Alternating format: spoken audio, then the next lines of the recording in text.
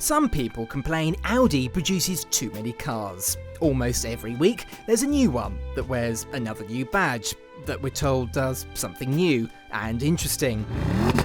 But while it would seem as though Audi produces more cars than there are weeks in the year, it does mean there's an Audi for everyone.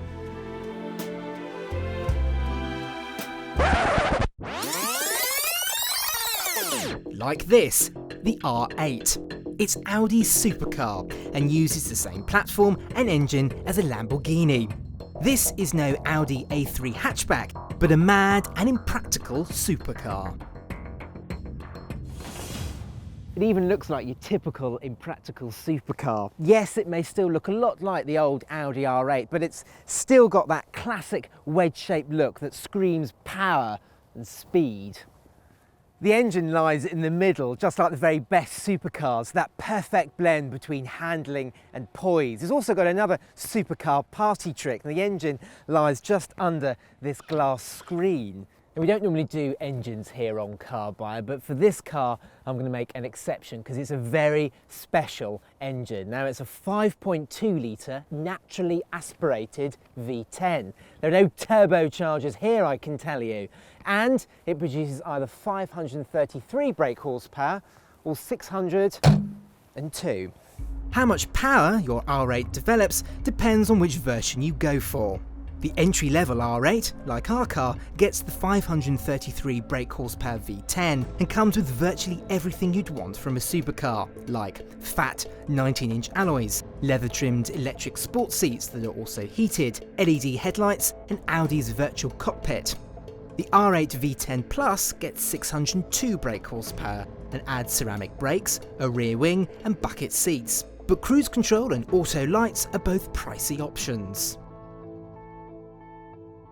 Now, whilst on the outside the R8 may appear to be an impractical supercar, on the inside it's anything but. These seats are fully adjustable, so is the steering column, so you can get the perfect driving experience, and there's plenty of storage. There's a good sized glove box, a cubby here which, if you specify the Audi phone box, can boost your phone signal and wirelessly charge it, 2 cup holders, and there's a small area behind the seats.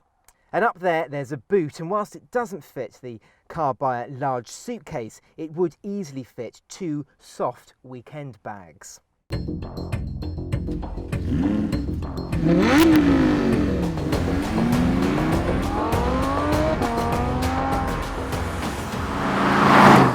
And those surprises continue when you get behind the wheel, because the R8 is incredibly easy to drive. The steering is light, there's great visibility, the seats are super comfortable, and the standard non-adjustable suspension is actually very comfortable. The virtual cockpit works very intuitively. The controls are all well laid out and feel very familiar, and there's loads amount of headroom. I feel very comfortable behind the wheel. It's even pretty economical for a supercar. The R8 can easily return 25 mpg, and that's partly thanks to when you're cruising, 5 of the 10 cylinders shut down, saving fuel. But if this is not fuel efficient enough for you, there's even rumours Audi may produce a V6 version in the future. It's even quiet too, listen. But that silence is quickly destroyed the moment you put your foot on the throttle and engage dynamic mode. Oh my God! Would you listen to that? That's incredible, the noise this thing makes! And to think this is the lower powered 533 brake horsepower version, and they do an even faster version in the Plus. Oh!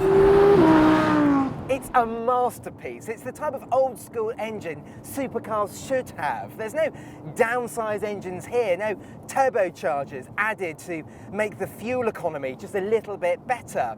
It's 10 cylinders, 5.2 litres, and a soundtrack like that. Oh!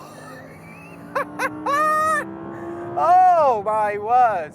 The power delivery is fantastically linear, and because you've got no turbos to worry about, the power is always there, something a turbo engine can never replicate. So the only gearbox option you get is a 7-speed dual clutch automatic, and it's very, very good. The gear changes are quick and super precise. This car also comes with Quattro 4-wheel drive, and it means that you just turn into any single corner and there's bags and bags of grip. It also means that this car has got all year round usability, because that 4-wheel drive system means you've got loads and loads of traction in the winter months. It makes for an intoxicating blend of being easy to live with and drive and having savage performance. The R8 is a difficult car to fault, but there are a few tiny issues. The first thing is that this feels like an Audi, and by that I mean that when you're not on it, it feels just like an Audi TT, which is fine, but not when you're spending over £100,000 it isn't. Also, rivals like the McLaren 540C and 570S are a little bit more raw to drive than this. This can feel a little bit clinical at times. I particularly like the old Audi R8's manual gearbox. It had an open gear gauge and you had this lovely mechanical clickety-clack action. This, you only get an auto. It's a very good auto, but it's still an auto nevertheless.